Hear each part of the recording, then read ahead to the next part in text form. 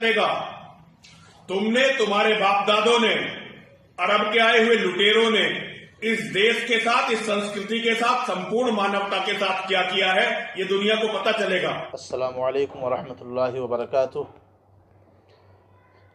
देखिए, एक बार फिर ये डासना का नरसिंहानंद शैतान, ये जानवर फिर इस्लाम के बारे में भौंकता हुआ नज़र आ रहा है। इसका कहने का मतलब है कि सऊदी अरब के अंदर, मक्के के अंदर जितनी मस्जिदें हैं, उन मस्जिदों का भी सर्वे किया जाए तो उनमें कहीं ना कहीं मंदिर, उनके तय खानों में, ज़मीन के अंदर मंदिर कहीं ना कहीं निकलेगा।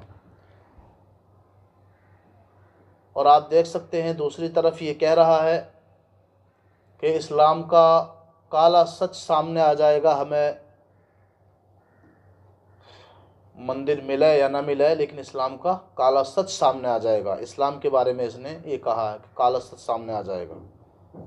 और मुसलमानों को तरह तरह की इसने इस वीडियो के अंदर बातें की, आप हजरात देख सकते हैं। मैं इस कुत्ते से कहना चाहूँगा, इस जानवर से कहना चाहूँगा, ये डासना का रहने वाला, जिसने हमारे आका सल्लल्लाहु ताला अलैहि वसल्लम के शान में गुस्ताखी की है।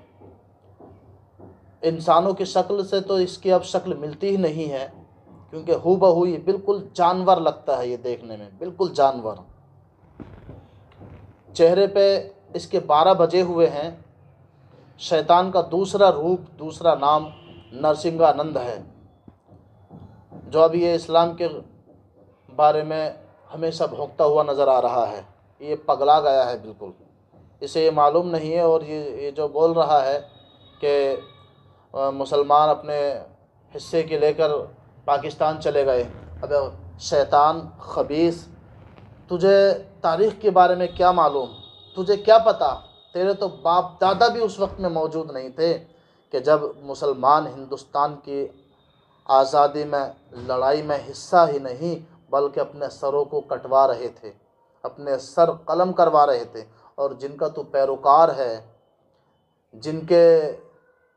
जिनकी वजह से तू भौंकता है ना, उनके पूरे ख़ानदान में से कोई नहीं था उस वक्त में कि जब मुसलमान दिल्ली की सरज़मीन पर और पूरे हिंदुस्तान में मुसलमान क़ुरबान हो रहे थे।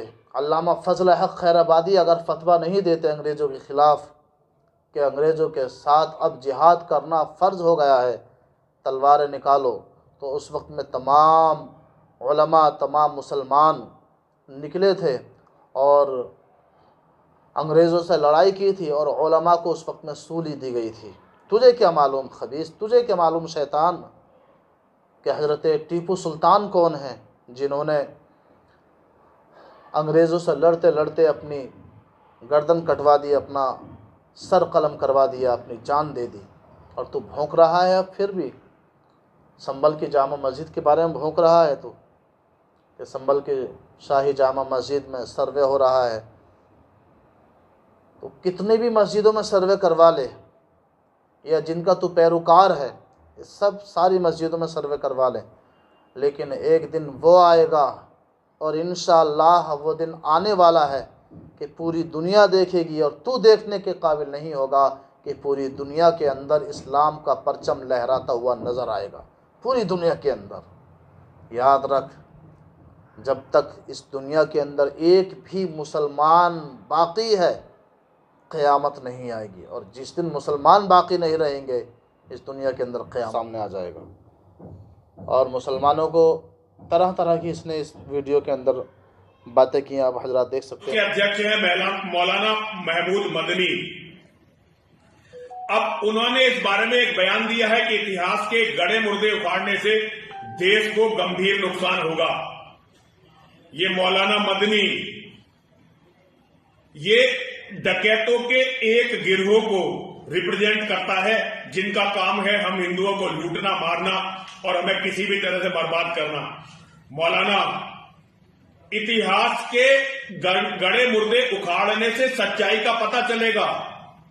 तुमने, तुम्हारे बाप दादों ने, अरब के आए हुए लुटेरों ने इस देश के साथ, इस संस्कृति के साथ, संपूर्ण मानवता के साथ क्या किया है, ये दुनिया को पता चलेगा। अरे सच्चाई के सामने आने पे तुम्हें कैसा डर है? दुनिया की केवल एकमात्र तुम कौम हो जो सच्चाई को सामने आने से डरते हो। यति नरसिंहानंद ने एक खास मजहब पर